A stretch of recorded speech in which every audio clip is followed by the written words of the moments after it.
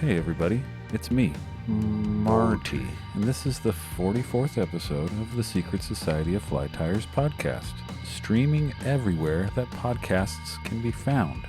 Thank you for tuning in. See, I can act like a regular podcast host sometimes. I can introduce myself and the show. Thanks a lot, you idiot. What are you? An idiot sandwich. On today's show, I'm revisiting an area that I did a previous episode on with a different guest. Joining me today is Derek Rivchen from Lowater Guide Service out of Phoenix. Last time the show went to Arizona, I had Chris Bear from the AZ Fly Shop on to talk about fishing the Metro Canal system in Phoenix. That's way back in Season 1, Episode 10, if you want to check that one out too. From what I understand, Chris guides under Derek as well, so there's a connection between the two episodes outside of the geographic area that we're focusing on. And honestly, I'm not sure how much I'm going to focus on the geographic area this time. We definitely talk about it in the interview, but for this monologue, I'll probably go elsewhere. I have no idea what I'm doing or where I'm going, and that's okay, partner. So how do I fill up 8 pages of monologue without talking about the bodies of water that Derek and his Lowater Guide Service take anglers to fish on, or fly patterns that work in those waters, or about stories of high strangeness from the local area? I've decided that I'm going to run down my favorite conspiracies with you. Ready? Here they are.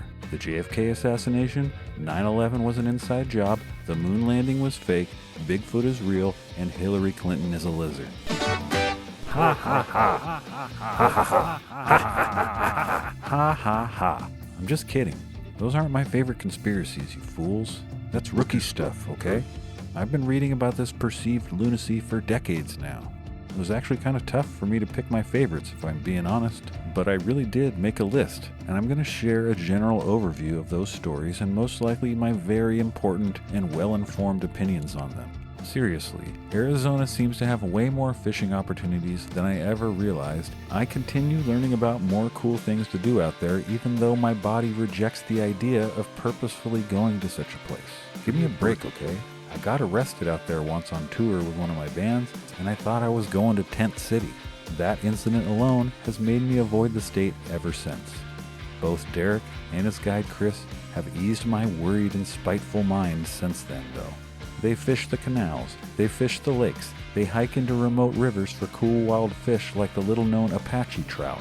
They fish the Salt River for suckerfish. They trick the wily carp, and they have both swallowed their pride and agreed to be guests on my show. For that, I will always respect them.